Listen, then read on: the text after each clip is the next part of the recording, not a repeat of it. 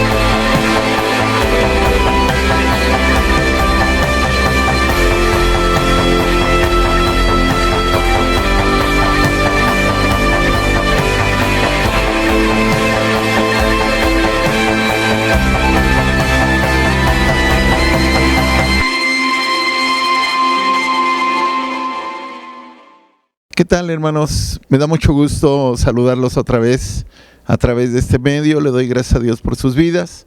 Permítanme hacer una oración para iniciar este mensaje. Padre, quiero agradecerte por cada persona, por cada uno de los que están, Señor, viendo este mensaje.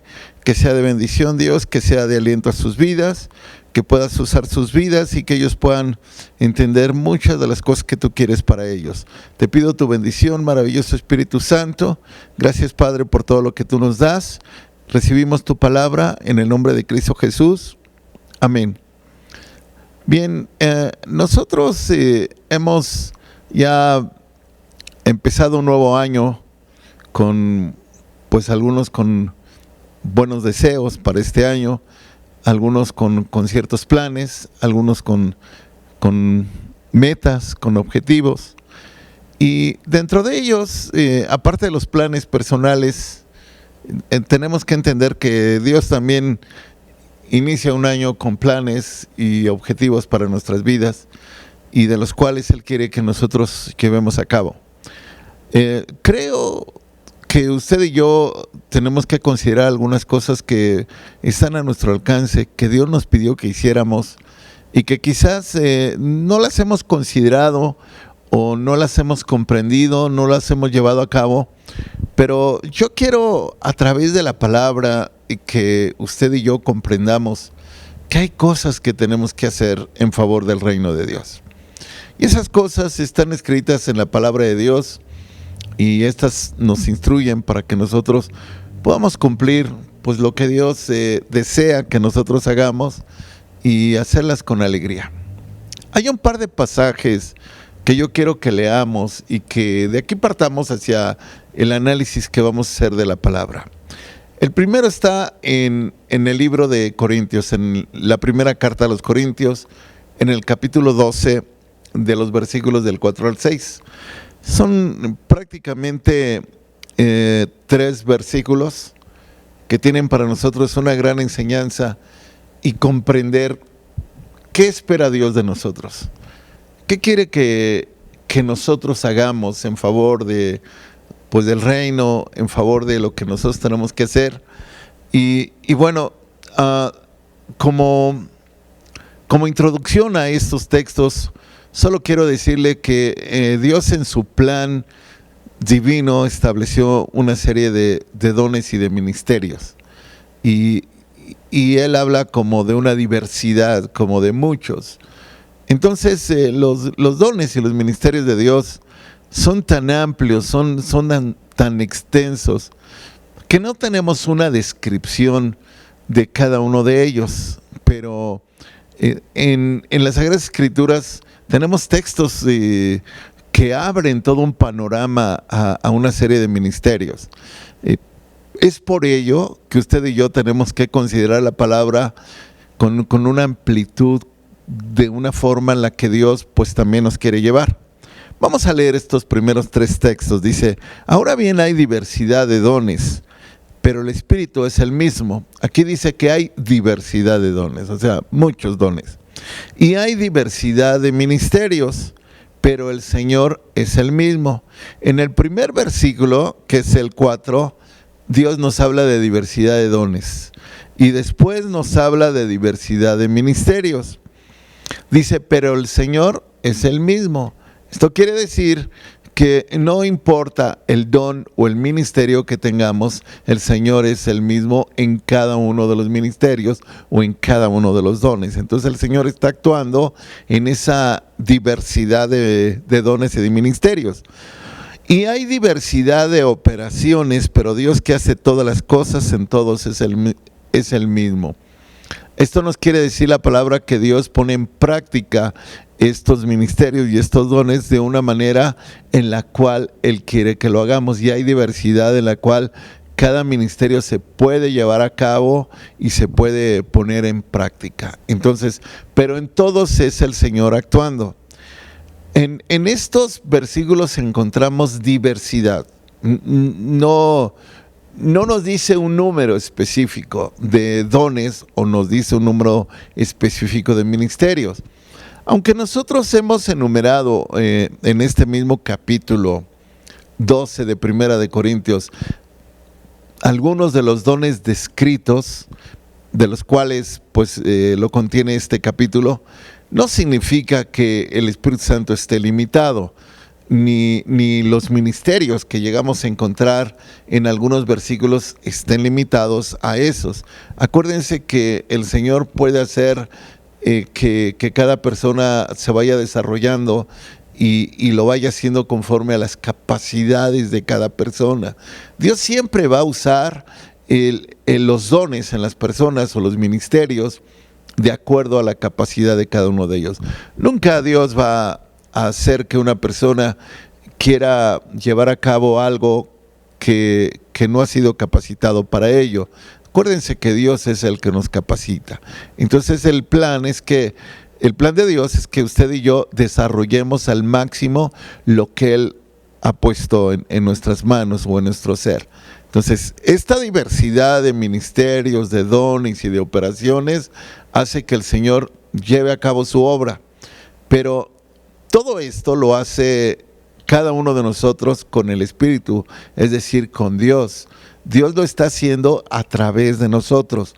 Y aquí es donde usted y yo tenemos que entender, bueno, yo sé que estoy aquí en la tierra, estoy viviendo, tengo una familia, tengo un trabajo y tengo proyectos personales y tengo muchos sueños, pero bueno, yo le decía en un principio, es que Dios también tiene sueños con nosotros, tiene sueños de que nosotros nos pongamos a trabajar en lo que Él dijo que hay diversidad. Y complementando este pasaje, de igual forma, en el capítulo 12 de Primera de Corintios, los versículos 28 al 31, quiero que usted y yo veamos muchas de las cosas que Dios quiere que hagamos.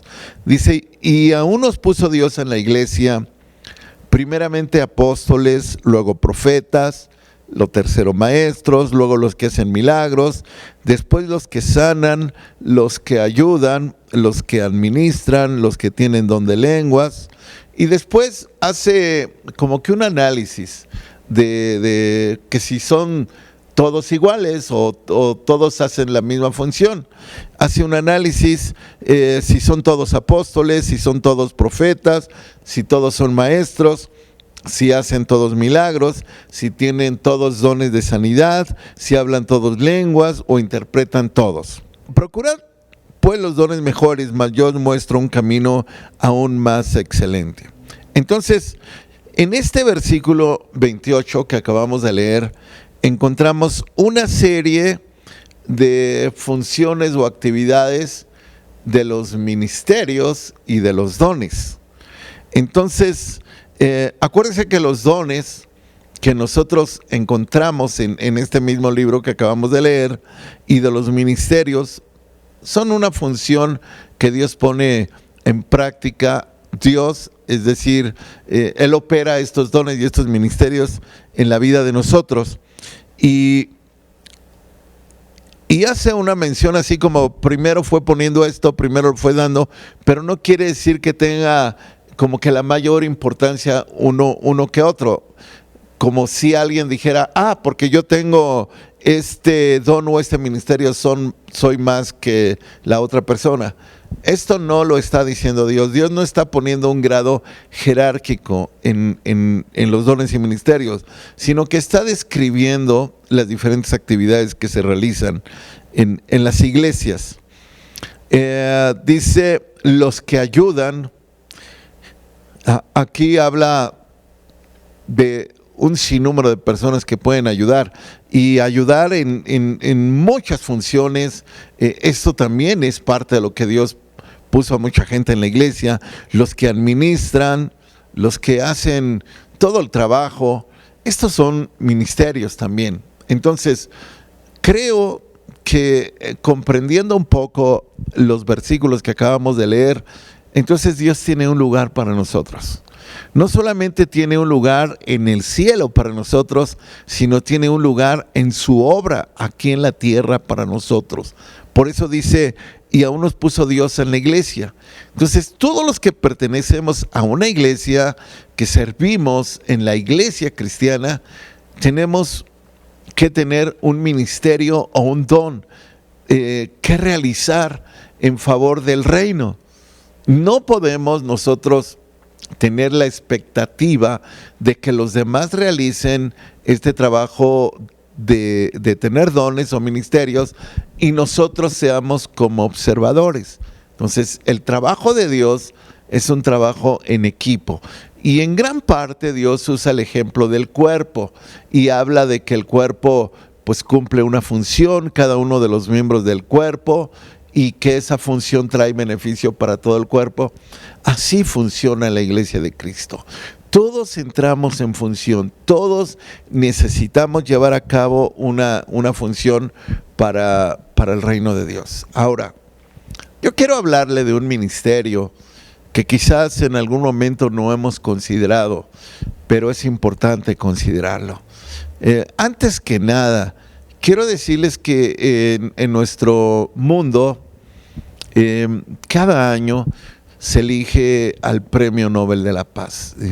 Son personajes que han trascendido en la historia, buscando como que cambiar la historia de una manera distinta, porque han habido muchos sucesos que han separado a sociedades o han hecho que las personas sean segregadas por todas las características que pudiesen haber allí de por medio. Entonces, las personas que se manifiestan de una forma distinta para que las injusticias terminen, entonces se les llega a otorgar el Premio Nobel de la Paz.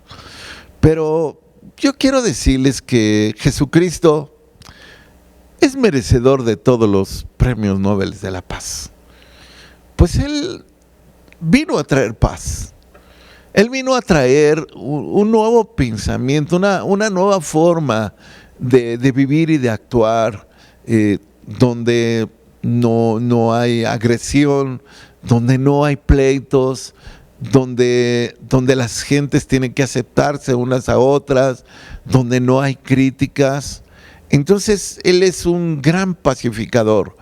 Y Él es digno de todos los premios Nobel de la Paz que pudieran existir. Y yo creo que nosotros tenemos que partir de lo que Él es, de lo que vino a hacer en esta tierra, porque nosotros tendríamos que replicar lo que Él hace, porque Él lo sigue haciendo. Nosotros tendríamos que seguir haciendo o continuar la obra de Jesucristo durante todo el tiempo que Dios nos dé en esta tierra. Entonces Él fue el más grande pacificador de todos los tiempos. Ahora, el mes de febrero generalmente se conoce como el mes del amor y la amistad. Digo, a título personal, a mí me gustaría que el mes de febrero, pues pudiésemos, si usted gusta, solo para esta exposición, o que algún día la sociedad cambiara, que pudiese tener un cambio como el mes del amor, la amistad, el perdón y la reconciliación. Digo, eso me parecería a mí pues como que algo que trascendiera el mes del amor, la amistad, el perdón y la reconciliación.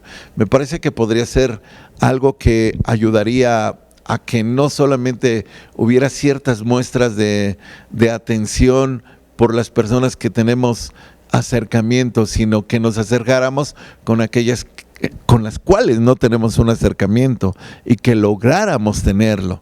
Pero bueno, pues son cosas que nosotros quisiéramos, ojalá y que sean así. Yo quiero preguntarle, ¿tiene usted algún problema con alguna persona, alguna diferencia, alguna enemistad?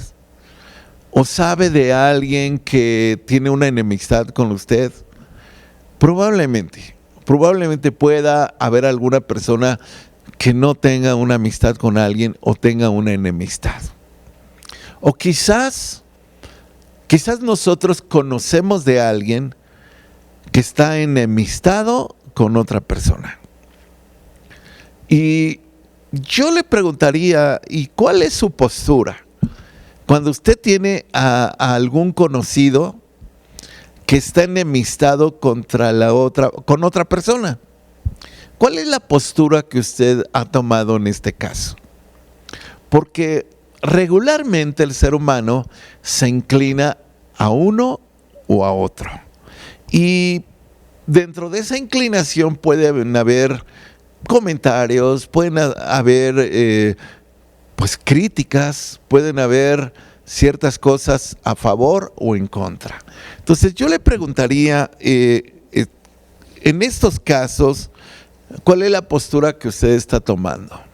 ¿De qué lado se está inclinando? ¿A quién apoya? Porque yo le decía, el ser humano es como que muy dado así, como que se va de un lado o se va del otro lado. Cuando hablamos de diferencias en las personas, cuando hablamos de los problemas, también la Biblia habla de los problemas. También Dios habla de los problemas. Y Dios dice que son inevitables. Tener problemas es inevitable. ¿Por qué es inevitable? Porque hay muchos malos entendidos. Hay muchas razones por las cuales las personas se pueden enemistar o sentirse molestas con otra o simplemente sentirse ignoradas. Hay muchas razones que para una persona pueden ser importantes, para otra persona pudiesen no ser tan importantes. Entonces, el capítulo 17 del Evangelio de Lucas habla de los problemas que pudiesen existir alrededor de las personas. Y miren, lo describe así, y estas palabras vienen del Señor Jesús. Dijo Jesús a sus discípulos: imposible es que no vengan tropiezos. Él dijo, es imposible que no haya problemas. Por otro lado dijo, bueno, pues hay de aquel por quien vienen los problemas. Entonces, Él está hablando que problemas habría.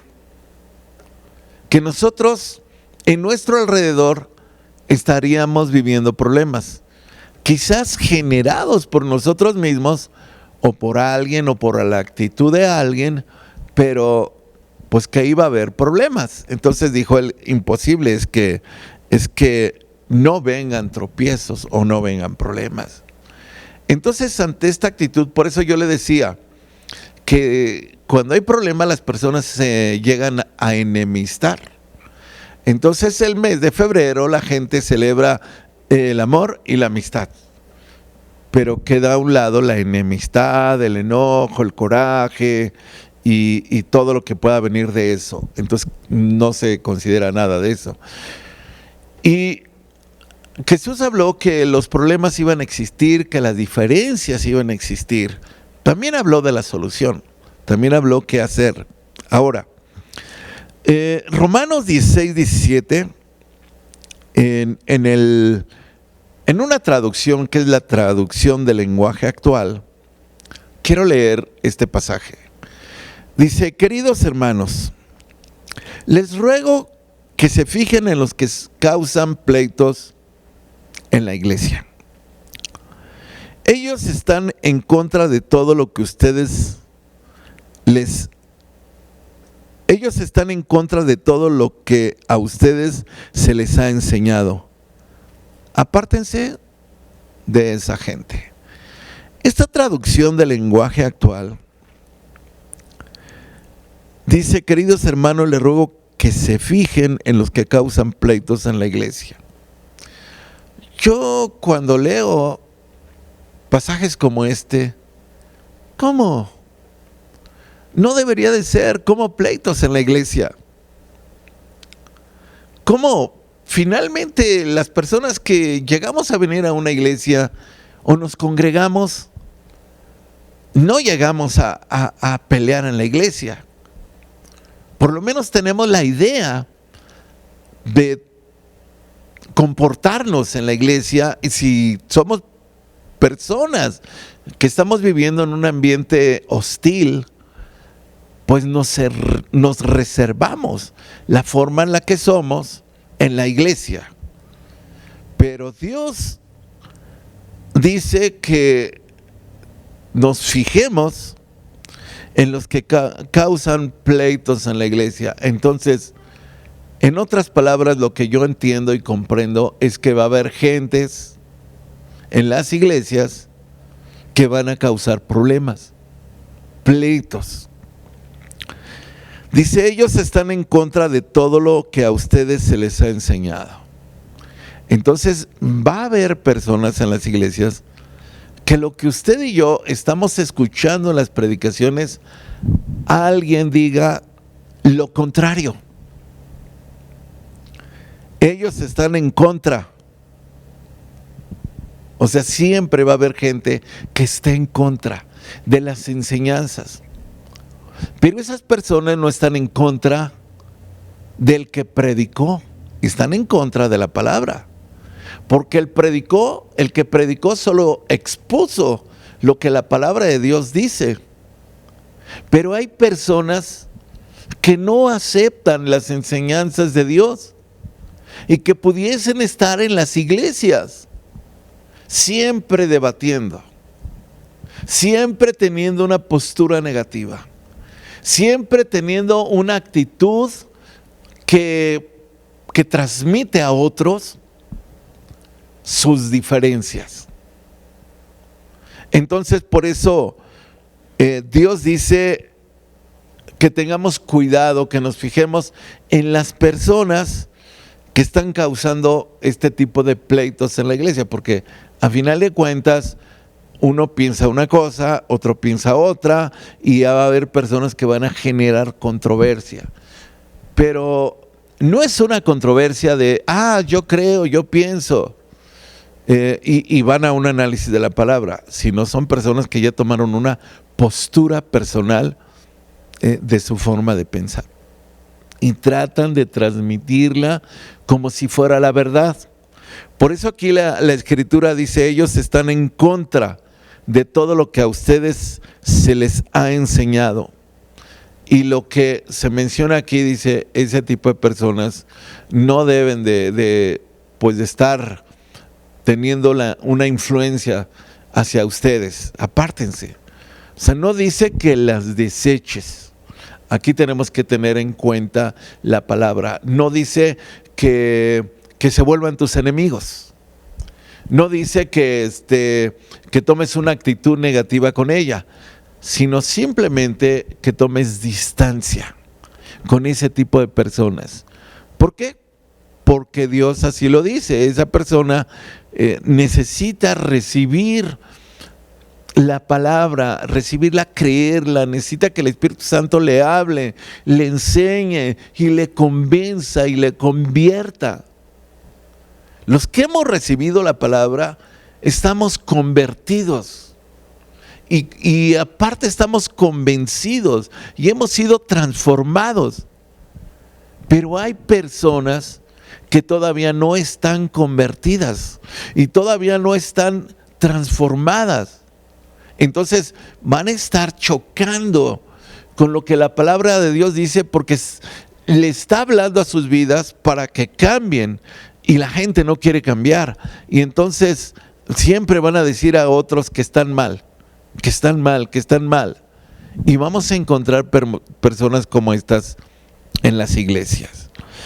Pero bueno, yo también creo que hay personas que están confundidas o que están dolidas por algo y tratan de manifestar esa forma en relación a algún tema o alguna exposición con las personas que tienen cercanas.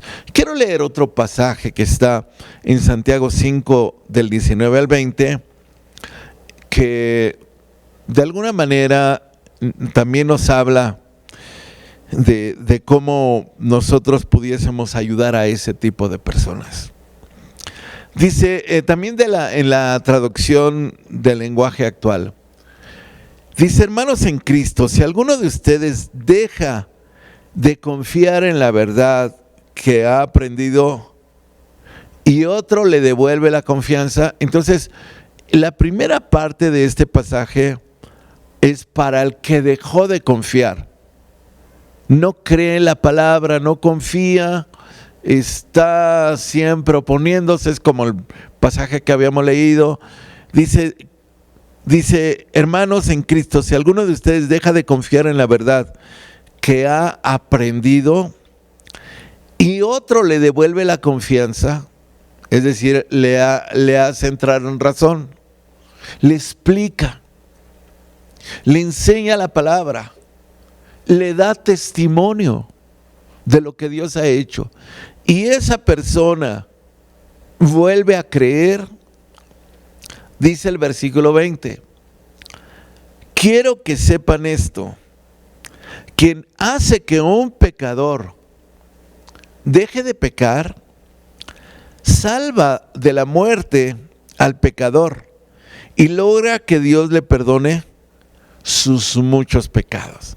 Entonces, la persona que logra que una persona deje de pecar, dice que salva de la muerte a ese pecador y logra que Dios le perdone sus muchos pecados. Entonces, por eso yo le decía, cuando Dios dice, bueno, si tú no tienes la capacidad de poder ayudar a esa persona que causa pleitos de la doctrina, de lo que hemos sido aprendidos, bueno, pues apártate si no tienes la capacidad de poderle ayudar. Pero si tienes la capacidad de ayudarle y logras que esa persona pueda entender la palabra, entonces lo vas a ayudar a que realmente Dios pueda perdonarle sus muchos pecados y ayudarle a salvarlo de una muerte espiritual. Entonces, Dios nunca va a desechar a ninguna persona. Dios no desecha para siempre.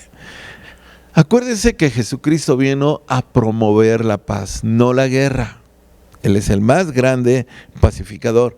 Y mire, hay un pasaje que está en Efesios 2, del 12 al 18, en la versión Reina Valera, que yo quiero que usted y yo leamos estos pasajes. Efesios 2, del 12 al 18, porque nos van a ayudar a comprender cuál es el plan de Dios, el propósito de Cristo.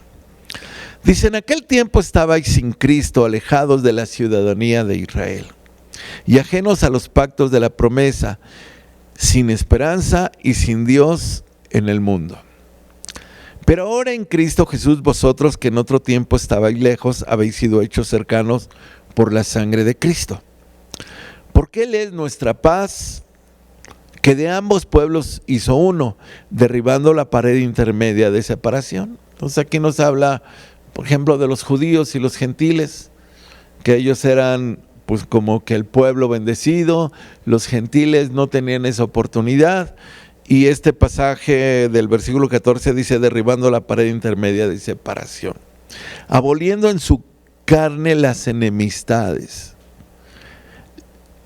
la ley de los mandamientos expresados en ordenanzas, para crear en sí mismo de los dos un solo y nuevo hombre, haciendo la paz. Entonces, Dios sabía que los judíos no querían a los gentiles.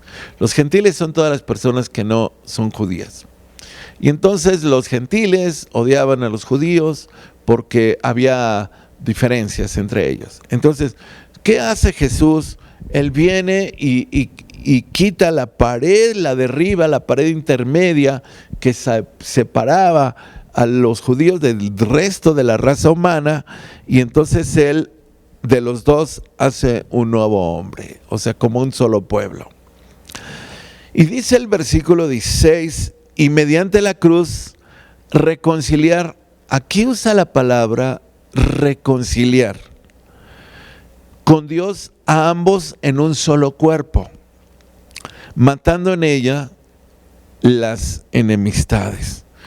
Entonces, mediante la cruz, dice este versículo, reconciliar con Dios a ambos en un solo cuerpo, matando en ella las enemistades. Aquí había enemistades. Y las enemistades Jesús las llevó a la cruz. Y todas las diferencias que habían entre una y otra persona. Por eso yo le preguntaba al principio de este mensaje, ¿usted tiene enemistades? ¿O alguien está enemistado con usted? ¿O sabe usted de alguien que está enemistado con otra persona? Entonces, en este pasaje dice que Jesús llevó a la cruz las enemistades. Las enemistades, las diferencias. Y dice, versículo 16, y mediante la cruz reconciliar con Dios. Entonces Dios llevó a la cruz las enemistades para que la gente se reconciliara. Él mató a las enemistades, las eliminó, para que las personas pudiesen reconciliarse. Dice el versículo 16, y vino y anunció las buenas nuevas de paz a vosotros que estabais lejos y a los que estaban cerca. Entonces Él viene anunciando las buenas nuevas de paz. Dice el versículo 18, porque por medio de Él los unos y los otros tenemos entrada por un mismo espíritu al Padre. Entonces Él dice, no quiero enemistades. La gente no puede vivir enemistada. No solamente Jesús fue a la cruz a morir por los pecados, no solamente fue a morir por las enfermedades, también fue a morir por las enemistades. Entonces yo le decía, en el mes de febrero se celebra el amor y la amistad. Pero ¿dónde queda la gente que está enemistada y que necesita reconciliarse, que necesita perdón? Hay un pasaje que está en Mateo 5, 23 al 24, ahora en la traducción del lenguaje actual. Por eso, si llevas al altar del templo una ofrenda para Dios, y allí te acuerdas de que alguien está enojado contigo, ¿qué estamos leyendo aquí? Estamos leyendo que si venimos a la iglesia, venimos a una reunión, nos congregamos y tenemos una buena intención de llevar una ofrenda a Dios, pero ahí nos acordamos que alguien tiene una enemistad contra nosotros. Deja la ofrenda delante del altar, ve de inmediato a reconciliarte con esa persona. Y después de esto regresa a presentar tu ofrenda a Dios. Dios quiere que las personas se reconcilien. Así de sencillo. Que las personas no estén enemistadas. Que se reconcilien. Y bueno, alguien se preguntará, ¿y cómo le hago para reconciliarme?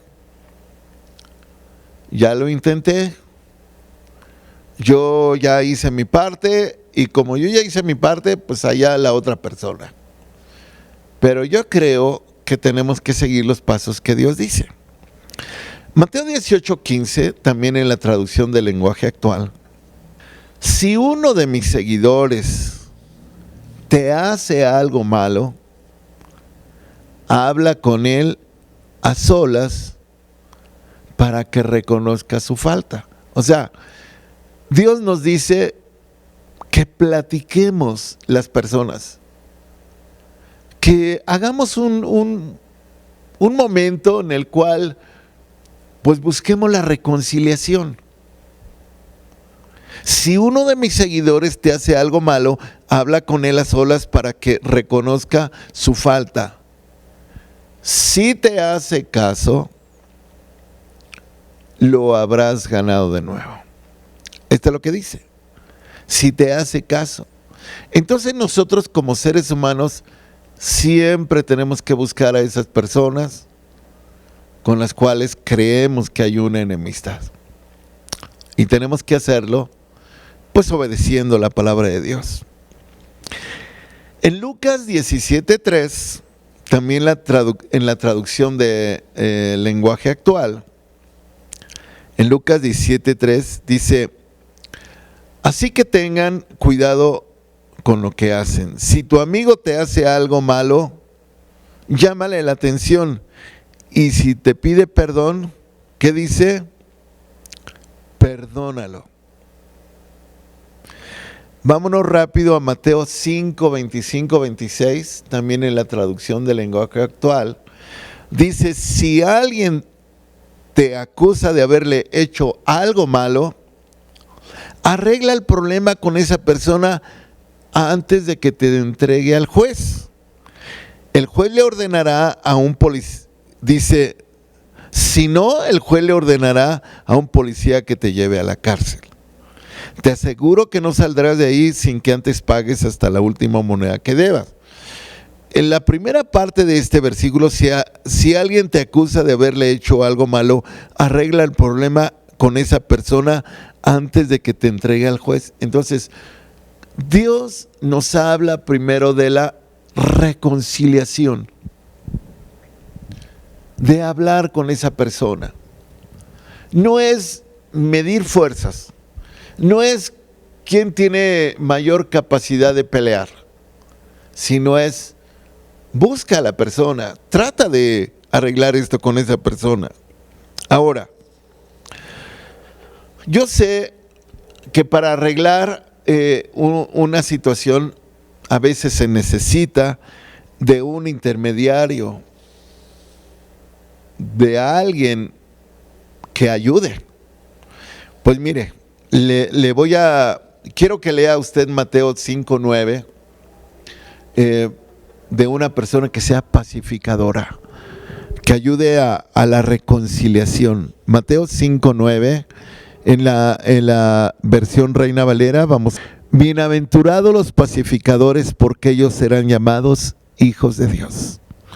Dios quiere que haya un tercero que ayude a la pacificación. Si usted sabe de alguna persona que está enemistada con otra, Dios lo está llamando a que sea usted un pacificador, que pueda ayudar a esas personas que no se han puesto de acuerdo ante una diferencia, que no se han reconciliado. Dios dice: bienaventurados los pacificadores, porque ellos serán llamados hijos de Dios. Esto es un ministerio, y este ministerio se llama el ministerio de la reconciliación. Es un ministerio que usted y yo podemos poner en práctica todos los días. Cada que nos demos cuenta que alguien está enemistado con otro, nosotros tenemos que ser pacificadores y estaríamos poniendo en práctica este ministerio. Segunda de Corintios 5, 18 al 20, este último pasaje que quiero leer, dice: y todo esto, Segunda de Corintios 5, 18 al 20, dice: y todo esto proviene de Dios. La versión Reina Valera es de este pasaje. Y todo esto proviene de Dios, quien nos reconcilió consigo mismo por Cristo y nos dio el ministerio de la reconciliación. O sea, Dios está diciendo que nos dio el ministerio de la reconciliación. Nosotros leímos en un principio que Él fue a la cruz y trajo paz, y ahora Él nos dio el ministerio de la reconciliación. Entonces, todos los que están escuchando este mensaje deben de comprender que Dios les dio el ministerio de la reconciliación. Que Dios estaba en Cristo, dice el versículo 19, reconciliando consigo al mundo. El mundo que estaba enemistado con Dios, no tomándole en cuenta a los hombres sus pecados, y nos encargó a nosotros la palabra de la reconciliación. Entonces, mi hermano, usted tiene un ministerio. Quizás no tiene un ministerio tan visible como otros ministerios, pero usted tiene el ministerio de la reconciliación. Así que somos embajadores en nombre de Cristo, como si Dios rogase por medio de nosotros, o rogamos en nombre de Cristo, reconciliados con Dios. Este trabajo de la reconciliación es un ministerio para todos los creyentes que tenemos que poner en práctica. Y quizás hay personas que están peleadas con Dios. Usted tiene que ayudar a que se reconcilien. Hay personas que están enojados, padres con hijos, hijos con padres, esposo con esposa o esposa con esposo. Hay personas que están enojadas, enemistadas. Y aquí es donde entra el ministerio de usted, de la reconciliación. Usted no puede dejar de pasar ese momento sin que usted sea esa persona que va a hacer que esas personas se pongan de acuerdo, que se perdonen y que logren el objetivo de Dios, alcanzar al mundo que está perdido. Por favor, hágalo. Yo sé que usted tiene la capacidad de hacerlo. Reciba este ministerio que Dios tiene para usted y sea bendecido. Démosle gracias a Dios. Padre, quiero agradecerte por la vida de mis hermanos que ahora han entendido que tienen un ministerio.